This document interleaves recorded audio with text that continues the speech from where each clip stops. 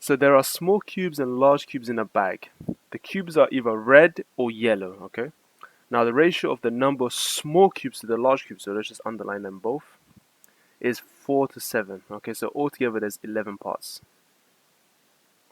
Now the ratio of the number of red cubes to the yellow cubes, again, underline them both, is 3 to 5. So that means there's 8 parts altogether.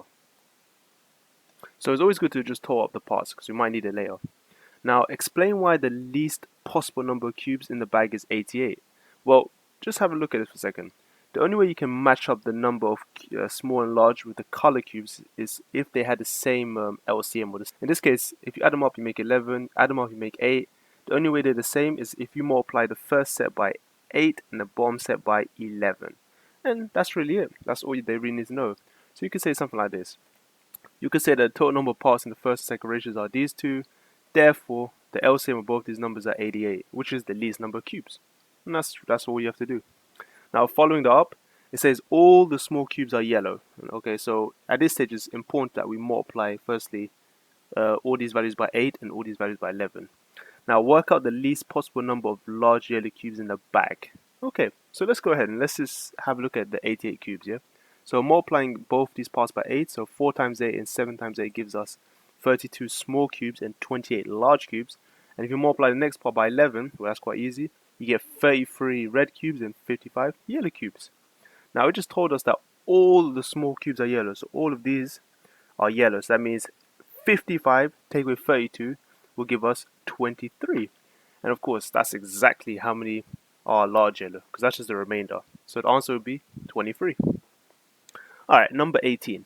So the points A, B, C, and D lie on a circle, and CD is a straight line. Okay, so here's CDE. Now, according to the information, it tells us that BA equals BD, so we're talking about this shape here. So just immediately looking, guys, we can see that this first triangle is isosceles. And we can see that the second triangle, which is CB equals CD, so here equals that, is also isosceles, so that means two pairs are the same. Now, they want us to work out the size angle AD, so we're talking about from A to D to E. So let's just call this angle here X, yeah? All of that. You must give a reason for each stage you're working. Okay, so before we go ahead and even try and attempt to solve this, let's go ahead and label every single angle, so that way we won't make a mistake, yeah? So for example, at capital A, I'm just going to call this one little a. At capital D, I'm going to call it little d. C, I'll call it C. B, I'll call it B. Now for the rest of them, well, the last one, I'll call this one Y. Yeah, and I think that should be okay. Now going through what we know, let's start with the middle triangle, yeah? Because we know it's isosceles, we can just say here that angles A and D are part of an isosceles triangle, meaning those two are the same. So we can say that A equals D. So we can say that 40 plus A plus D equals 180 degrees. Subtracting 40, we've got A plus D equals 140. And well, because they're both the same, if we half it, we're going to get 70 each. So that means A equals 70 and D equals 70. So that's good so far. Now for the next triangle, we got, BCD, right? And before we even do that, let's go back to the property of this shape, yeah? So just look at the shape for a second. We basically have a four-sided shape here. So we have a quadrilateral inside the circle. Now this is known as a cyclic quadrilateral, guys, yeah? And the cyclic quadrilateral tells us that angles on the opposite end, so for example, A plus C must equal to 180 degrees. So just using that information for a second, we can say that A plus C is 180. Since we know that A is 70, 180 take away 70 is going to give us a C value of 110. So that's good as well. Now, once again, looking at the same triangle, because we know it's isosceles, we can do the same method, yeah? We can say that what? Angles B and Y are part of an isosceles triangle. So on the left-hand side, we can say that, well, 110 plus B plus Y equals 180. Subtracting 110, you got B plus Y equals 70 degrees. And well, since we know that they're both the same value, if you half this value 70, you're going to get 35 each. Now, we're basically done, guys, yeah? Remember, we're trying to find the size angle AD, so we're trying to find X. And now, just looking at the final part, what we have here is that we have a straight line, yeah? So angles Y plus D plus X are part of a straight line. And we should know that all angles in a straight line add up to 180. So we can say that angles Y plus D plus X is 180. Well, we know what D and X are, or we know what D and Y are. 70 plus 35, that's 105. So if you subtract that from 180, you're going to get 75 degrees. And that's it. Alright, number 19.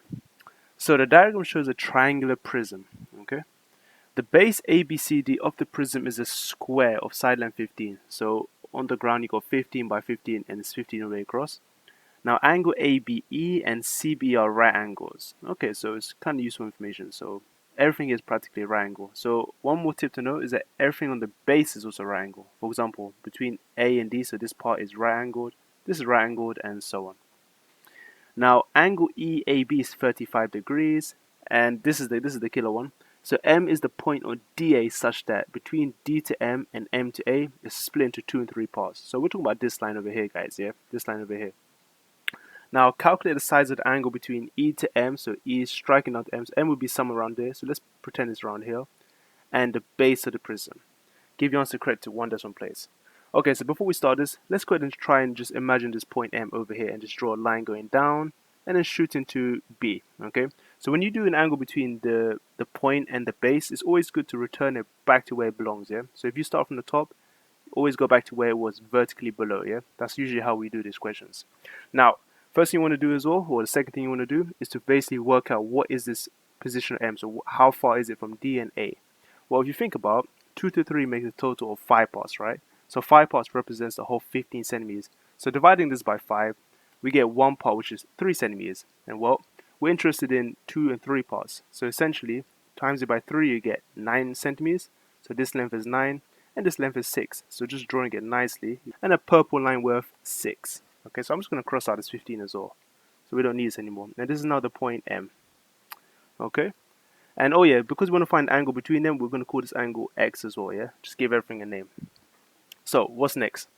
Now we've done all of this one, let's go ahead and try and evaluate some triangles. So the first thing we want to do, guys, is to pretty much work out anything we have. So let's work with this triangle here, because this is already the most filled out. We've got 35 degrees and 15. So I'm going to redraw AEB over here. So we've got AEB. So what we have here now, we've got 15 and we've got 35. We're interested in this length here, because if you work out this length here, you can somehow relate it to this darker triangle. So let's work out EB. Now to work out, we need to use something known as SOHCAHTOA again. So once again, this is trigonometry. So we're going back to 2D. And we ask ourselves, okay, what lengths are we interested in? So first things first, this is your angle 35, and opposite 35 is the opposite, and we have the adjacent, okay? So we need something that has O and A. And well, the only one that has it is TOA. So we rewrite this as tan of the angles, tan 35 equals opposite over adjacent. So EB over 15. And then just times in 15 across, guys. And in your calculator, just literally write 15 times tan 35. And you should get approximately 10.5. Okay, so updating over here, you got 10.5. Okay, perfect. Now that triangle is done. How about we work with the triangle on the base? Yeah, so just look at this one over here, the one on the ground. If you guys remember, on the ground it's always right angled everywhere, yeah? So this is a right angle triangle. So we need a triangle that has between from point M, A, and B. So I'll redraw it here. So you got M, A, and B. So you got 9 and 15. And we're interested in a line that links to the black triangle, which is M to B. So that's what we want. So to work out this one, now we need to use Pythagoras Theorem. And Pythagoras tells us that we have an A squared plus a B squared equals C squared. So 9 squared plus 15 squared equals MB squared, and I forgot to put that there. Yeah. Now to work this out, literally just bust this in your calculator, and then when you square root it, just leave it in that form. So we can say that MB is basically root 306, okay, going across. Now we're basically done, guys, yeah? So now let's pull out our final right angle triangle from M to E to B, yeah? So I'm going to pull it right here, and we can see that we got a length of MB, which is root 306. And we also have length of EB, which is 10.5. Okay, so now once again, using SOHCAHTOA, and this is triangle is exactly the same as the one above, we can use TOA. So it will be tan x equals opposite over adjacent. So exactly like you see. So tan x equals 10.5 over root 306. And then to find x, you have to use a tan inverse in your calculus. So in other words, you're going to use the tan -1, right? That's going to give us the solution of x. So in our calculator, x is going to equal tan inverse of this, and we should get a result of 31.0. And that's it, guys. Now, final question, guys. So CDEF is a quadrilateral. Okay, so here we're looking at vectors. Now, what I personally recommend that every time we do vectors is that we should always try and fill out the vectors with every single information we got before we even attempt the question, and then try to attempt to fill out more parts. So what do we have? Now it says going from C to D, it travels by a vector of A. So all we do, guys, is just put an arrow here and write A. And now going from D to E is a vector of little b. So D all the way to E is little b. But we should realize that M is actually a midpoint, because it says here, M is a midpoint. So if the whole thing is B or 1b, you can think of both these journeys as being half b's. Okay? Because the good thing about vectors is that as long as you go in the same direction, it will just be scaled against itself. So in this case, it's scaled against b. Now going from F to C, you're traveling A minus B. So that's the vector length, A minus B. Cool. So far so good. Now part A, express F to E. So going from vector F to E in terms of A and B. Now another nice property of the vector is that to go from one place to another, you can take any possible route as long as you get there. So let's go all the way around, yeah? So if you sum up all of these, so A minus B plus A plus half B plus half B, you're actually just left with 2A. So the vector is just 2A. And that's it. Alright, so part A wasn't so bad. Now let's go on to the final part, guys, yeah? So M is the midpoint of DE. Now, and X is the point on FM such that Fx to XM is given by 2 to 1. Alright, so what this means, guys, if X to M was one part long, yeah, so you can just imagine it's one part, that means F to M must be by M parts long, so it's kind of like a lot of parts, basically. We don't know how many parts exactly, but it's that many times bigger than 1. So essentially, in total, we know altogether there's actually a total of n plus 1 parts, okay? And I think this is very important to note. We should definitely note this down. So as a fraction, we can say that this length fx could be understood as n over n plus 1 of the whole FM line. Yep. We'll come to that in a second. Now, next part is that CXC is a straight line, so it's good to just visualize that. So here's our straight line. Now, work out the value of n. Alright, so that's the whole point, to work out that part. Now, to work this out, there's actually a very quick and easy way. The trick is that we just need to form two vectors, right? Two kind of equations that involve n and another random vector, like probably like something from CE. So for example, guys, let's try and find something, yeah? So the first thing I'm going to try and find is probably just deal with the f line, right? So let's try and find an expression for fm. So a way to find fm, guys, is that you can start from f and go all the way around to m, kind of like how we did fe. So it'd be a minus b plus a plus half b, and you get something like that. You tidy up, minus b and plus half b will give you minus half b. So this is the sum of these three vectors. Now, if you want to find fx, again, we can use the idea that fx is a fraction of fm. Okay, so we can say fx is in fact this fraction, which is the part n over the total number of parts, which is n plus 1, of your fm vector. And this is actually one equation we can use. So let's just keep this in mind, yeah? We don't need to substitute fm in right now. Now, the next part here is a tricky one. We now need to form another vector line. So let's look at C, for instance, because they literally introduced that equation, right? So let's try and find an expression for CE now. Now, to get from C to E, it's quite straightforward. You just travel A across and B down. So that's just A plus B. And what we can do from here is introduce a scalar. Suppose you want to go from C to X now, because remember, we're trying to get to X, and we're going to somehow form an equation of X soon. We can say that C to X is, let's say, it's probably like scaled by some kind of K factor, right?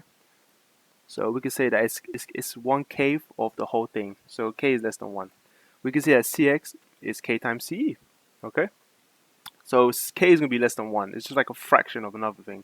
You can ignore this variable. It's just a little dummy variable we're going to use.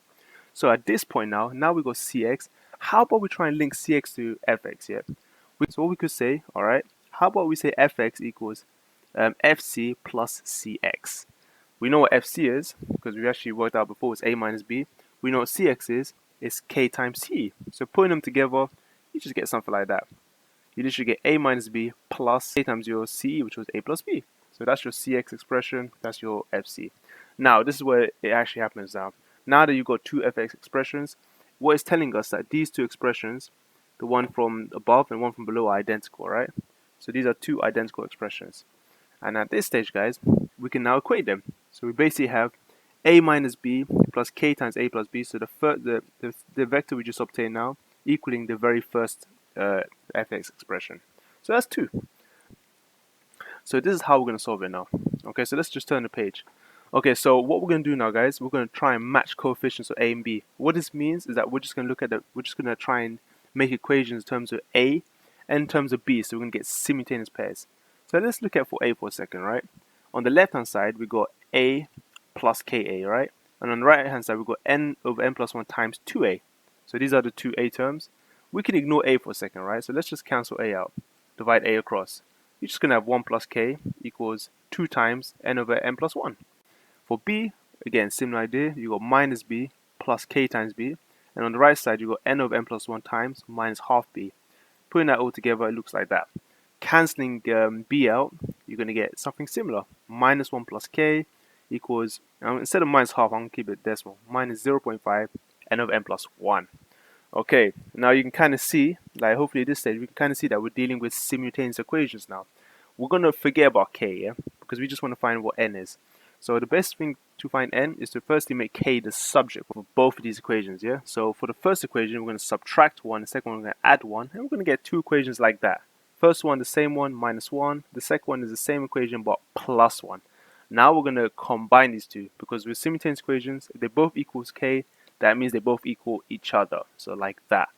And now we're at the end, guys, yeah? So now we just got to solve this and we're done. So what I would do is I would not actually expand this, yeah? I'll go ahead and collect like terms, right? You can kind of think of this whole n over n plus 1 as a single term, yeah? Like just one big x. So what we're going to do, we're going to move all the n terms to the left, or this massive x term. So we're going to basically move minus 0.5 of this term across by adding it. So it'll be 2.5 lots of it. And we're going to add this minus 1 across. So look a bit like that. So now you've got 2.5 lots of n over n plus 1s. And finally, guys, divide 2.5 across, so you get 4/5. Now, we don't even have to solve this, because why? Since they're both n terms, we can just use inspection, just look at it and just say, alright, n must be 4, because that's what it said. And n plus 1 must be 5, because it makes sense. You got 4 over 4 plus 1, which is 4/5. And that's it, guys. I think we did it. And this gives us a total n value of 4. And we are done.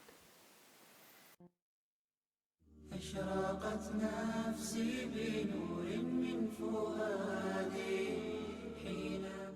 just want to thank you guys for coming to this end of my channel, and if you've enjoyed the content so far, just go onto my channel page, hit the subscribe button and hit the bell for more notifications, and if you want, you can do personalized or all, and that way you won't miss any future maths or educational videos. Anyway guys, thank you for watching and see you next time. Ciao.